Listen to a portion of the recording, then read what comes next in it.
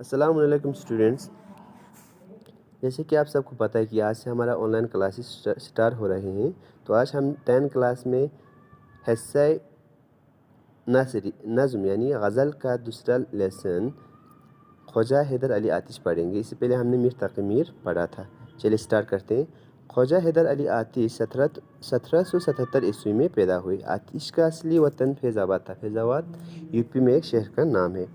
بچپن ہی میں ان کے والد کا انتقال ہو گیا، یعنی جب چھوٹے تھے آتش اسی ٹائم اس کے والد کا باپ کا انتقال ہو گیا، جس کی بنا پر ان کی تعلیم مکمل نہ ہو سکی، لیکن ان کی شاعرانہ صلاحیت نے انہیں جلد ہی نواب محمد تقی خان ترکی کے دربار تک پہنچا دیا۔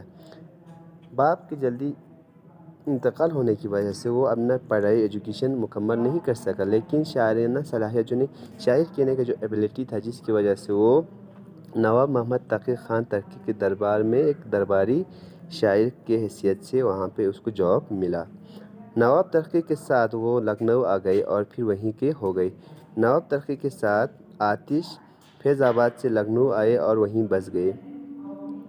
ان کے مزاج میں ایک فقیرانہ انداز تھا، یعنی اس کا جو مزاج تھا، جو طریقہ تھا جینے کا، وہ ایک فقیرانہ تھا، یعنی ایک پور، یعنی کہ کہہ سکتے ہیں کہ غریبی کی زندگی جینا وہ پسند کرتے تھے، جو عمر کے ساتھ بڑھتا گیا۔ جتنا عمر ہوتا گیا اتنا وہ غریب ہوتے گئے۔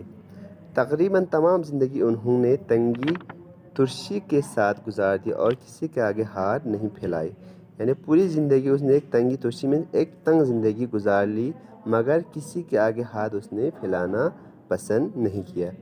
آخری عمر میں ان کی بینائی چلی گئی تھی۔ بینائی میں وہ آخری عمر میں کیا ہوا، اندھا ہو گئی، یعنی آنکھوں کی روشنی چلے گئی، جس کی وجہ سے ادھر ادھر آنا جانا ترک کیا تھا۔ ترک مینس ادھر ادھر جانا چھوڑ دیا تھا، اور اپنے چھوٹے سے مکان میں ہی بیٹھے رہتے تھے، جہاں ہر وقت شاگردوں کا آنا لگا رہتا تھا، یعنی اس کے چھوٹے گھر میں جو اس کے اسٹوڈنٹس تھے وہ آتے رہتے تھے۔ آخر 70 سال کی عمر میں 1847 عیسوی میں لکھنؤ میں انتقال کیا، یعنی 1847 عیسوی میں 70 سال کی عمر میں وہ لکھنؤ میں انتقال ہوئے۔ آتش کے مزاج میں جو قلندرانہ شان تھی وہ ان کی شاعری میں بھی نظر آتی ہے۔ قلندرانہ مینس بے نوا، یعنی کسی کو بے ڈر ہو کے، کسی کو ڈرے بغیر جو شان، وہ اس ٹائپ کا اس کا شان تھا، اس کا مزاج تھا، جس کی وجہ سے اس کی جو شان جو ہے وہ اس کی شاعری میں بھی ہمیں نظر آتے ہیں، یعنی اس کو جب وہ شاعر لکھتے تھے وہ تو کسی کو بے باک ہو کے، یعنی ڈرے بغیر وہ شاعری لکھتے تھے۔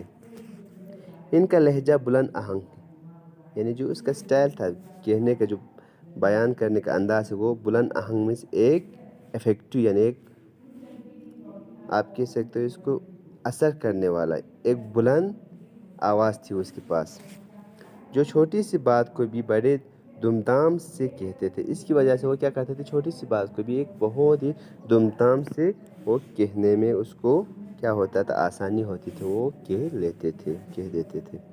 ان کے یہاں دنیا کے بارے میں ایک قلندرانہ بے پرواہی ملتے ہیں، یعنی ان کی شاعری میں ہمیں، غزلوں میں ہمیں دنیا کے بارے میں، یعنی دنیا کے بارے میں ہمیں قلندرانہ، یعنی بے باک ہو کے، ڈرے بغیر، بے پرواہ ہو کے کیا کرتے تھے، دنیا کے خلاف جو بھی غلط کام ہوتے تھے سماج میں، وہ سب وہ بنا ڈرے کیا کرتے تھے، لکھتے تھے، ہمیں اس کی غزلوں میں دیکھنے کو ملتے ہیں۔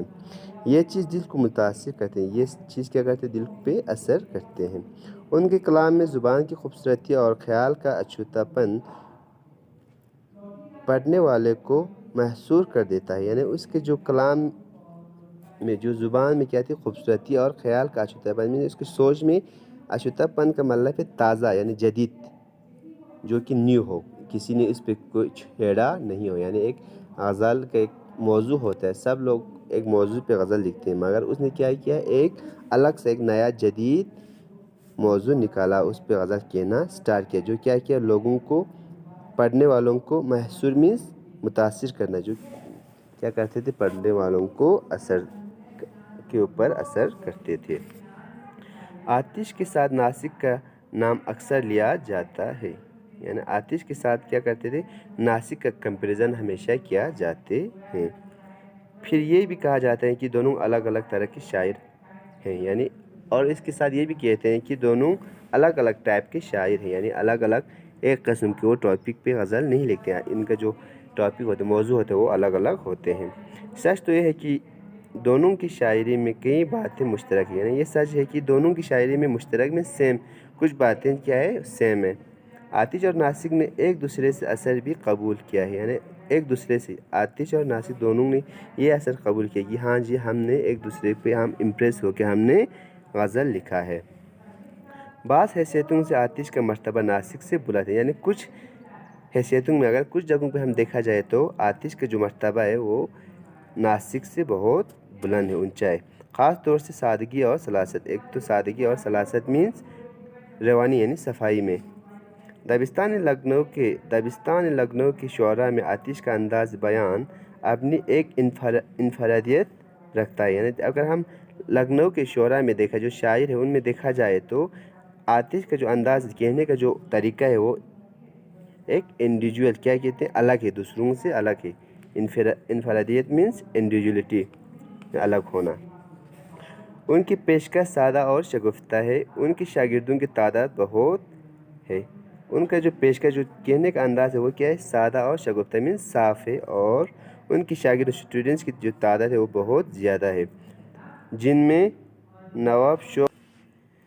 نواب مرزا شوق اور دیا شنکر نسیم خاص طور سے مشہور ہے، یعنی ان کے اسٹوڈنٹس میں دیا شنکر نسیم اور مرزا شوق بہت پاپولر ہے۔ تو آپ کی یہ حالت زندگی آتش کا یہاں پہ ختم ہو۔ آپ لوگ اس کو اپنے نوٹ بک پہ لکھ لیجئے گا، لاسٹ والا پیراگراف لکھنے کی ضرورت نہیں ہے، صرف پہلا پیراگراف اور سیکنڈ ہی لکھیے۔ Thank you.